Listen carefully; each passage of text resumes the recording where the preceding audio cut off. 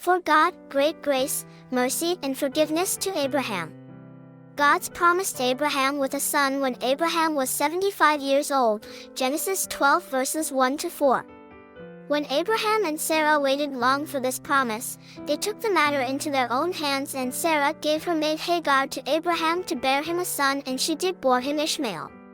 God forgave them for their sin and gave them Isaac at the age of 100, the child of the promise, and from his line came Jesus, Genesis 17 verses 19 and 21. God's timing is different than ours, so we should stand in faith on his promises. Also, God in his loving mercy showed care for Ishmael and gave Hagar his mother many promises that were fulfilled. Galatians 4 verses 22-26, For it is written that Abraham had two sons, one by the slave woman and the other by the free woman.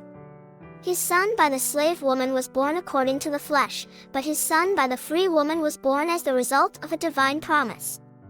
These things are being taken figuratively. The women represent two covenants.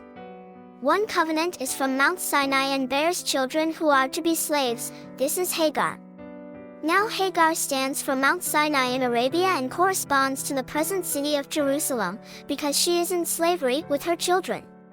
But the Jerusalem that is above is free, and she is our mother.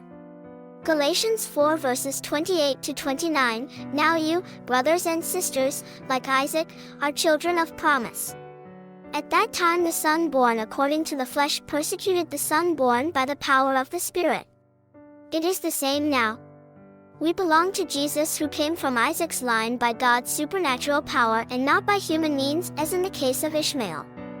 This is to show that we are saved by grace alone in faith in Jesus and not by our own good deeds or works.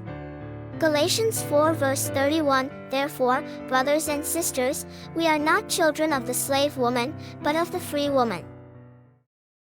Please tell others how much Jesus loves them.